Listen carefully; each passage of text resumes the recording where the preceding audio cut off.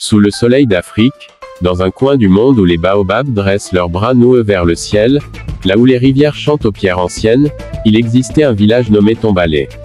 Les hommes et les femmes de Tombalé vivaient au rythme du tambour et du vent. Chaque matin, les enfants couraient pieds nus dans la poussière dorée, les anciens s'asseyaient sous l'arbre à palabres pour raconter des contes vieux comme le monde, et les femmes, parées de tissus éclatants, faisaient danser les saveurs dans des marmites d'argile. Le village avait une règle sacrée transmise par les ancêtres: l'étranger est un miroir où se révèle la grandeur de ton cœur. Cette maxime ornait l'entrée du village, gravée dans le bois du grand portail que nul ne franchissait sans être vu, sans être accueilli. C'était une saison chaude, une saison où même le lézard cherche l'ombre sous les pierres brûlantes, que survint un événement que l'on raconterait aux enfants encore et encore. Alors que le soleil régnait en maître, suspendu comme un feu vivant au-dessus de la savane, un étranger fit son apparition à l'horizon. Il titubait, vêtu de tissus épais inadaptés à la chaleur, le visage rougi par l'astre implacable. Sa peau était pâle comme le lait du baobab blessé, ses yeux cherchaient désespérément quelque chose, un abri, un espoir. Les enfants, joueurs et curieux, furent les premiers à l'apercevoir. Ils coururent au village, criant: « Un esprit blanc marche vers nous !» Les anciens, sérieux, quittèrent l'ombre du grand fromager pour mieux voir. La foule se rassembla comme une vague autour de l'étranger, chacun murmurant, certains levant la main pour protéger leur regard du soleil éclatant. La chef du village, Mère Niandou, s'avança. Mère Niandou, c'était une femme de grande sagesse, ses cheveux comme des fils d'argent tressés par le temps, ses yeux brillants de toute la mémoire des ancêtres. Elle leva la main pour ordonner silence et dit d'une voix douce mais ferme: « Si l'étranger cherche refuge, c'est que son cœur est égaré.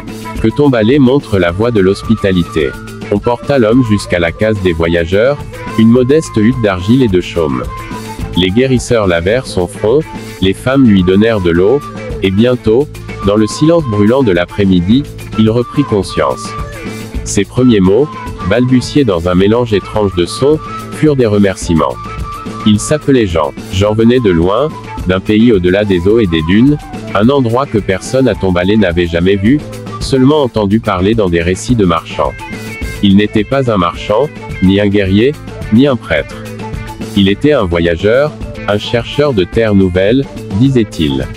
Mais dans son regard, certains voyaient autre chose, la fatigue d'une quête intérieure, la blessure invisible d'un homme qui cherchait autant un lieu qu'une part de lui-même.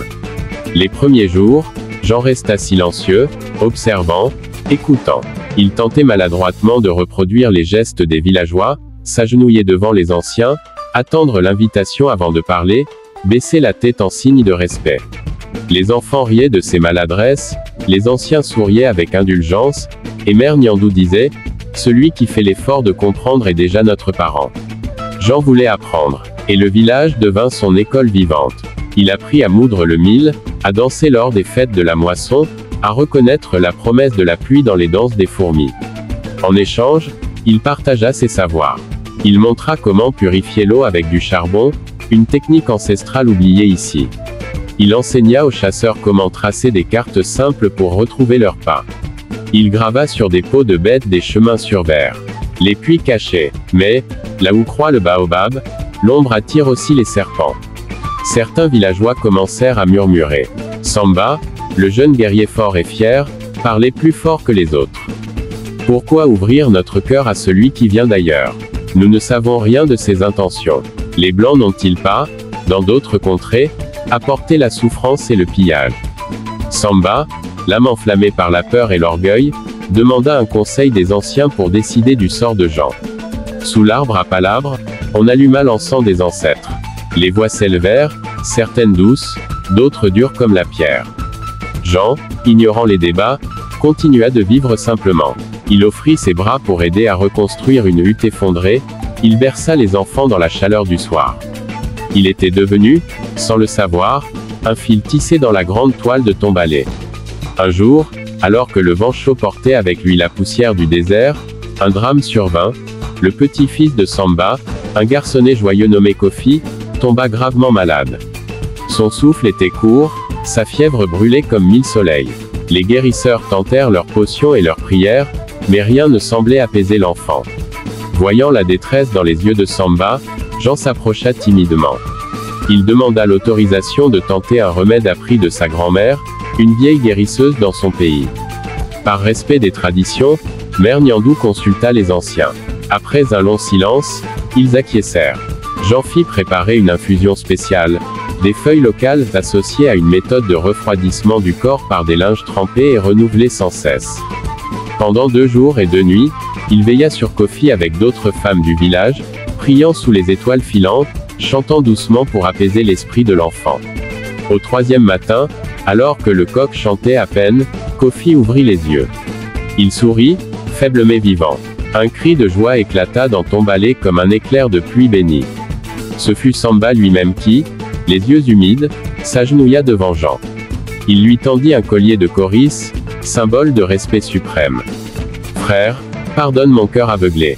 Tu es des nôtres. À partir de ce jour, Jean n'était plus un étranger. Il était devenu Jean de Tombalé, honoré et aimé. Les saisons passèrent. Jean refusa de retourner vers ses lointaines terres.